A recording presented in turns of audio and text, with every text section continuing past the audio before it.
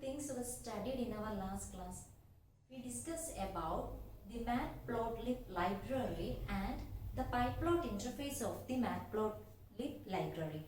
Why we are using this Matplotlib library? In order to visualize our data and information, we are using this Matplotlib library. And in this chapter, we are going to study how can we draw a line chart, a bar chart and a pie chart with the help of this Matplotlib library using a Python program. Then what are things we discussed in the last class? We discussed about NumPy array and the basic terms associated with the NumPy array. In order to find out the data type of the elements present in a NumPy array, we can use this statement, that is array name dot detail. So this is the syntax to find out the data type of the elements of an NumPy array. Let us take this example. So we have a NumPy array named A and its elements are 1, 2, 3 and 4. So in order to find its data type, what is our syntax? Array name dot detail. So what is the name of the array according to this example? A. So A dot detail. So if I write a statement like this, print A dot D type, what will be our output? Our output will be like this, int 32, because this is an NumPy array which consists of only integer values, and we study the size of each element of this array is 4 bytes. That is why the output is displayed like this, int 32. Now look at what all data types are possible in an NumPy array. For what purpose we are using an NumPy array? To perform mathematical operations. So basically the elements of an NumPy array are numbers. And what are the possible data types in an NumPy array? Int 8, int 16, int 32, int 64. So these 4 data types can store integer values, and the next 4 data types, that is float, float 16, float 32 and float 64, can hold floating point values. Then what is the difference between int 8, int 16, int 32 and int 64? The difference is in its size. Int 8 means it is of 1 byte only, int 16 means 2 bytes, int 32 4 bytes, int 64 8 bytes. In case of the floating point values, float means it can store a value of 8 bytes. 16 means 2 bytes, float 32 means 4 bytes and float 64 means 8 bytes. So these are the 8 data types that we can use to store the elements in a NumPy array. Now let us have a look at how can we create a NumPy array. Last class we studied how can we convert a list into a NumPy array. Today we are going to study how can we create a NumPy array. Let us see how can we create a NumPy array. In order to work with the NumPy arrays in our Python program, what is the first thing to remember? We must import the NumPy module in our program. Then what is the statement to import the NumPy module in our program? There are 2 methods. The first one is import NumPy. Otherwise, import NumPy as any word according to your wish. Let it be import NumPy as NP. So the first function in the NumPy module to create a NumPy array is the arrange function. So what is the first function which helps us to create a NumPy array? It is the arrange function. Then what is its syntax? Its syntax is like this. Array name is equal to NumPy dot arrange of start, stop, step, detail. So there are 4 parameters that is present inside the arrange function. What are they? Start, stop, step and detail. So this arrange function is also present inside which module? Inside our NumPy module. That is why we call the function like this, NumPy dot arrange. Then What are the 4 parameters? Start, stop, step and detail. When looking into the parameters, we can say that these 3 parameters, that is start, step and detail parameters are optional. It is not necessary to give these 3 parameters. Then what is the important parameter or the must parameter that must be given inside this arrange function? The stop parameter. So while we create a numpy array with the help of the arrange function, the stop parameter is necessary inside the arrange function, and the other 3 parameters, that is start, step and detail, are optional.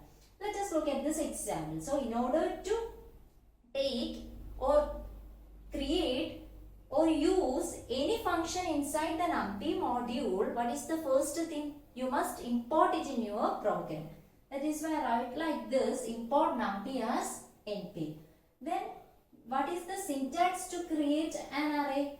Array name. So what is the array name here? A1. A1 is equal to np.arrange. Why here we use np? Because numpy as np. So wherever we need to use numpy, we can write like this np, because we import the numpy module like this. That is why here we are using np.arrange of 7. So here I am giving only one parameter.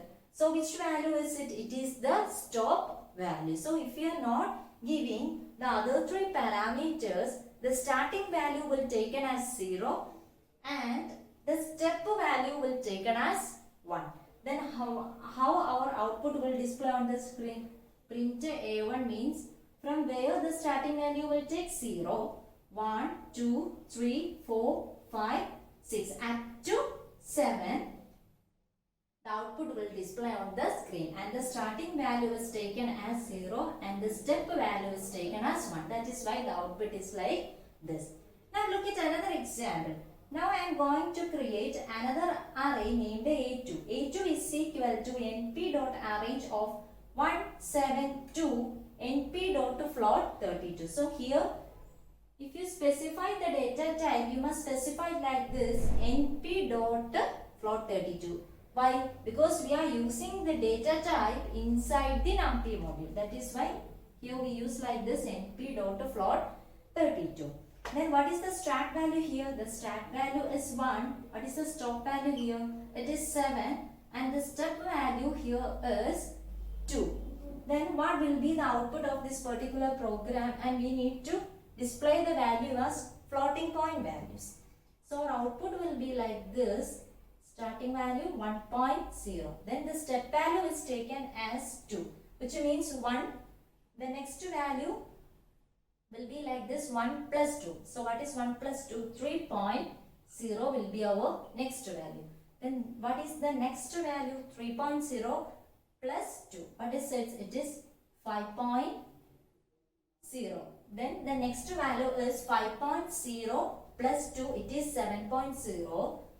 The stop value is taken as 7. So we cannot use 7. The value is less than 7 only will display on the output screen. So this will be our output, that is 1.0, 3.0, 5.0. Why our output is like this? Because the starting value is taken as 1, the stop value is taken as 7, then the values less than 7 will display on output screen, and here the step value is taken as 2.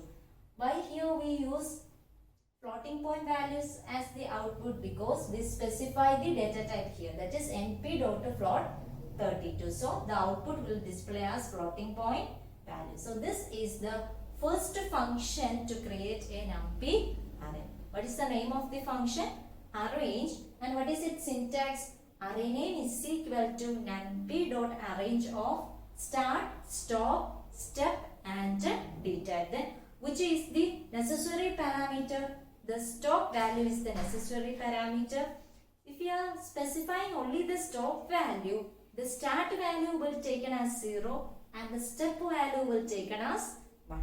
Otherwise, according to your wish, you can take any value as start value, stop value, step value and detail. Detail means the data type of the numpy array. Then it must be specified like this, numpy dot which data type you need to create. Here I give the data type as float 32. The second function inside the numpy module which helps us to create a numpy array is the line space function.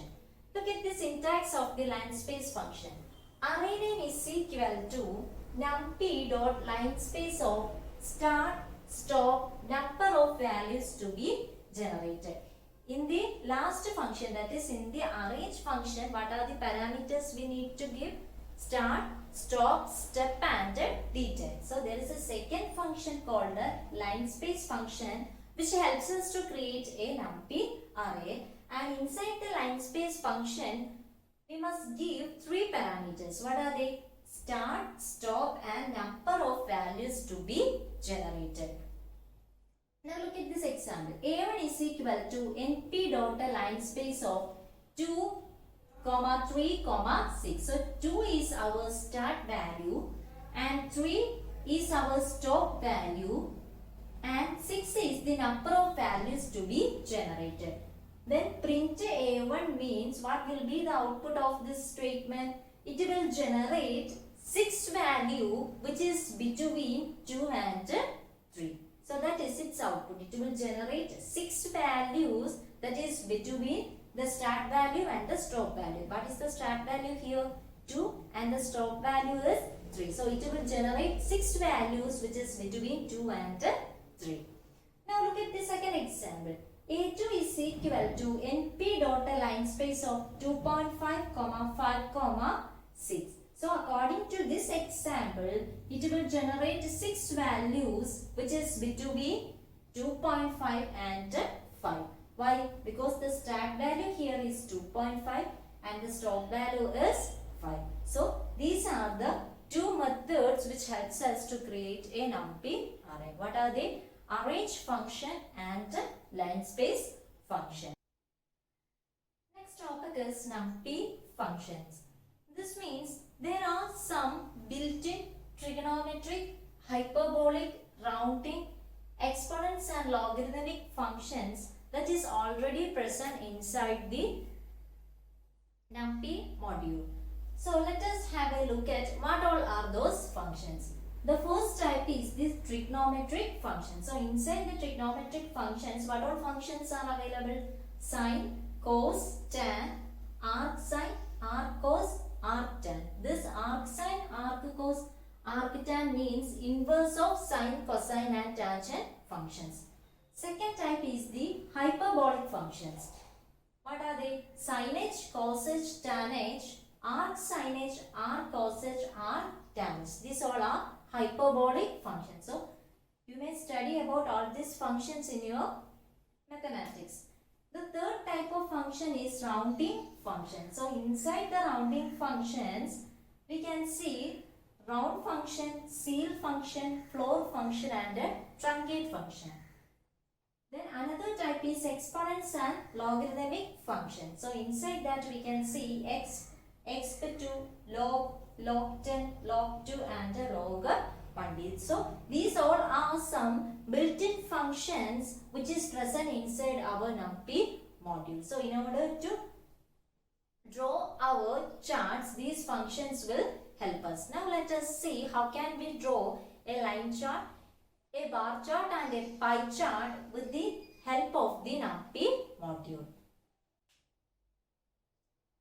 So the most important part of this chapter is how can we create charts with the help of Matplotlib library's PyPlot interface. So we are going to study how can we draw a line chart, a bar graph and a pie chart with the help of this Matplotlib library's PyPlot interface. So last class we discussed in detail about the Matplotlib library as well as the PyPlot interface. Let us see how can we draw a line chart. First of all, we can have a look at what is a line chart. It is a type of chart which displays the information as a series of data points called markers connected by a straight line segments. So you all are familiar with a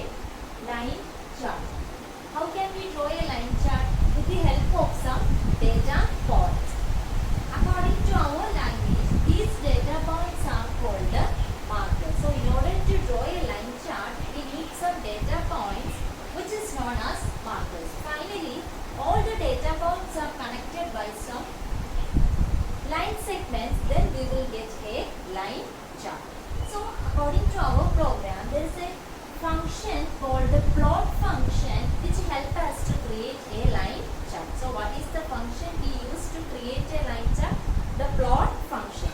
This plot function is present inside the Matplotlib library's pyplot interface. So from where we will get the plot function? Inside the Matplotlib library's pyplot interface. Now look at its syntax. Matplotlib.pyplot.plot. Why we are using this before the plot function? Because it is present inside our Matplotlib library's pyplot interface. That is why we are using this before the plot function. So in order to use this plot function also, first of all you need to import the Matplotlib library in your program. That all things we discussed in our last class. And what are the possible parameters inside the plot function? X-axis, Y-axis, color, line width, line style, marker, marker size, marker edge, color. So these are the parameters which is possible inside the plot function. Let us study each of the parameter in detail. Let us have a look at this example. Import matplotlib.pyplot as PL. So here we are using the alias PL.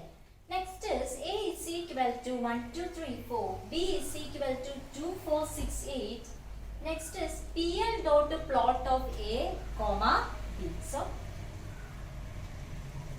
here we give the two parameters. What are they? A, comma B. Which means A becomes our x-axis points and B becomes our y-axis points. So what are the points inside A? 1, 2, 3, 4, which will plot on the x-axis, and the values inside B is our y-axis points, that is 2, 4, 6, 8. Let it be like this: 2, 4, 6, 8. Then when we call the plot function PL dot plot of A comma B, what happens internally is it will create the data points called the markers, that is 1, 2. So which point is 1, 2? This is 1, 2. This is 2, 4. This is 3, 6. And this point is 4, 8. And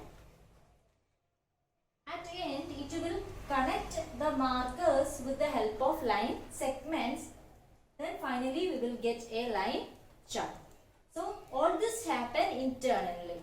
If you want to display this on the output screen, there is another function inside the pyplot interface called the show function. So when only we call the show function, we can see the output on our output screen. Then what will happen? This will display on our output screen. So that is the plot function. So the two most important parameters of the plot function is the x-axis and y-axis, which show the points of x-axis as well as the points of y-axis. Then how our line chart is created? The data points are created with the help of x-axis and y-axis points.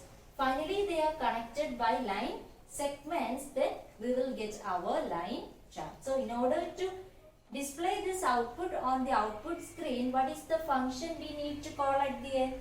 Show function. So this function is also inside our Matplotlib library's pyplot interface. That is why we call it like this, pl.show.